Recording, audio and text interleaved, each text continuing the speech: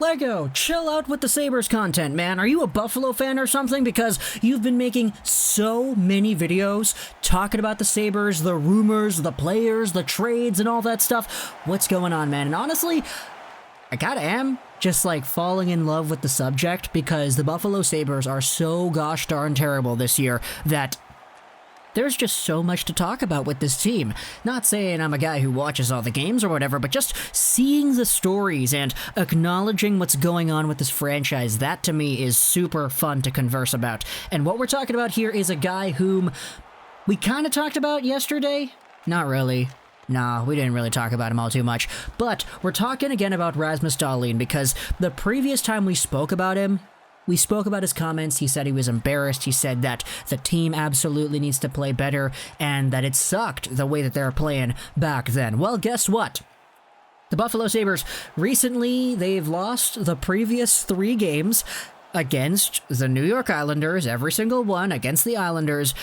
Last night, they lost 5-2 to New York. The night before that, they lost 5-2 to New York. And then on Thursday, guess what? They lost 5-2 to New York.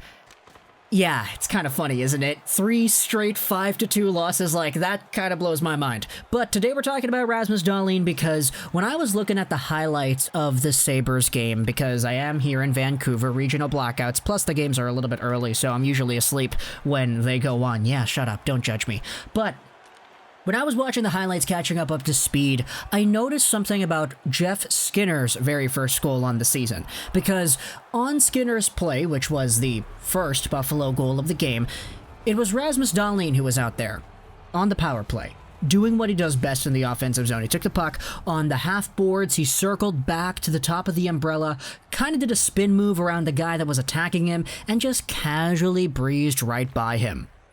Dahlin then sent the puck in, and the stuff happened, the bounces happened, and then Jeff Skinner eventually scored.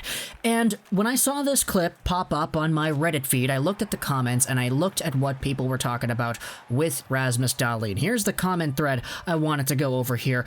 Good skating by Rasmus Dahlin there. If only Ralph Krueger did not try to kill that out of him every game.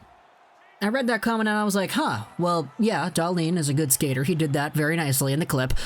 But what exactly are they talking about here? This comment has 266 upvotes at the time of this recording.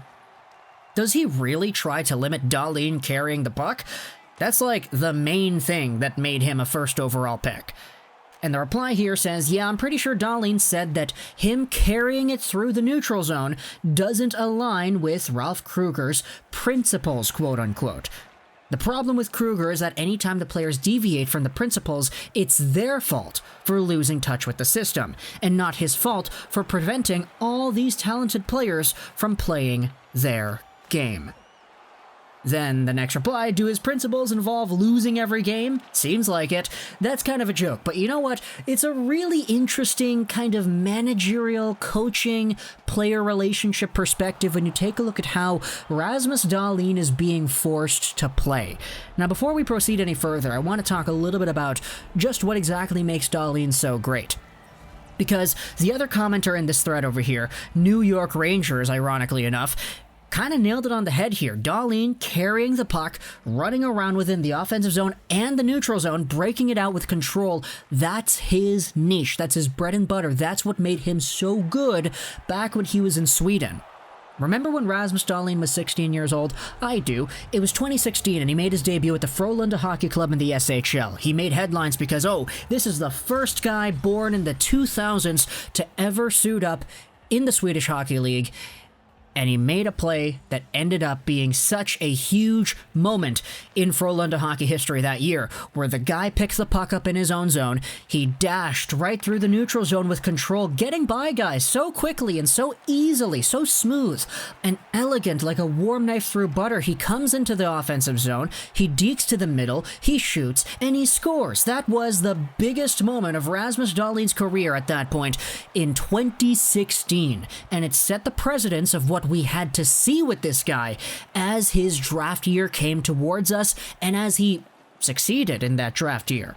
Dahlin at his best is carrying the puck, he's rushing with it, and he's just casually going by whatever it is in front of him. He's not like Quinn Hughes, where he can absolutely embarrass you by going one way and then quickly circling the other, making you fall down and making the fans go, whoa. But Rasmus Dahlin is just a guy that you do not get the puck away from when he has it, because he's just so good at maneuvering around people so effortlessly. Not the deception that Quinn Hughes has, but just the flawless execution. That's what made Rasmus Dahlin so great beforehand, was that in the offensive zone he was going around, he'd just spin around you, oh, there you go, you're out of position. You can try to come back and attack him again, but now he'll just spin around, he'll move his hips to block your stick. It's so effortless from Rasmus Dahlin. And he could do that carrying the puck out of his own zone. He could do it in the offensive zone. That's what made him excel as an offensive defenseman, and it's what makes him excel so well as a power play quarterback. In fact, this is what Kevin Adams said about Rasmus Dahlin, because he was asked earlier if Dahlin has regressed. He says Rasmus is one of the top players with the puck on his stick. He's an incredible talent. This is the hardest league in the world. He just needs to work through it. He hints that the team needs to work on finding an identity.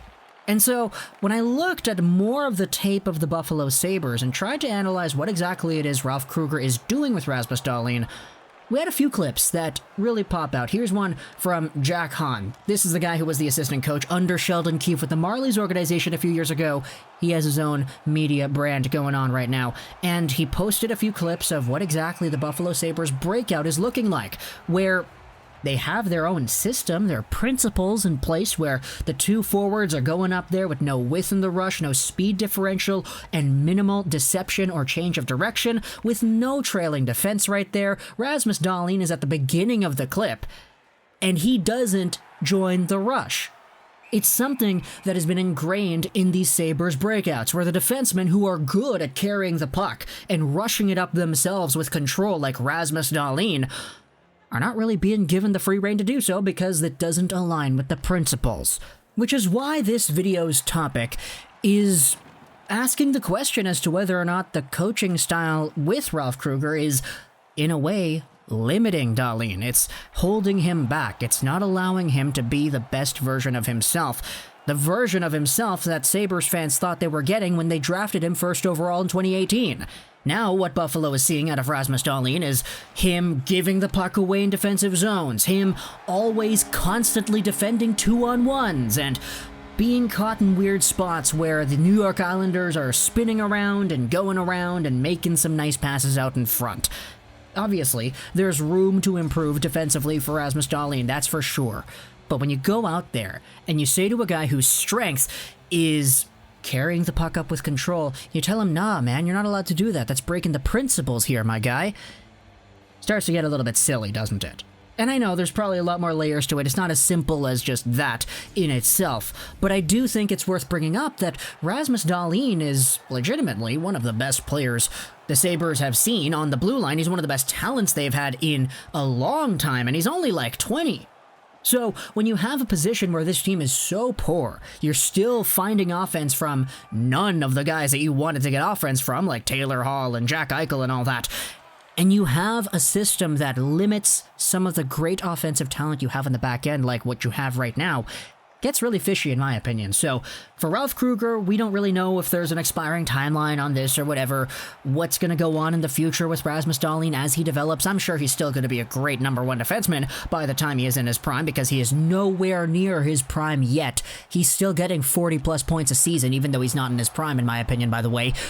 So he's got a lot more to give at this level. It's just, with the way the Sabres are right now, how bad they are, how bad everybody seems to be on that team, it sucks that one guy who definitely has a lot more to show for is being limited in the way that it looks like he is being. So talk to me in the comments what you thought about this Rasmus Dahlin video. Do you agree with the assessment that he actually is kind of being held back from what he could be doing? Because that's what it looks like to me. Tell me in the comments what you think based off of what we have seen. I hope you enjoyed this video. And bye.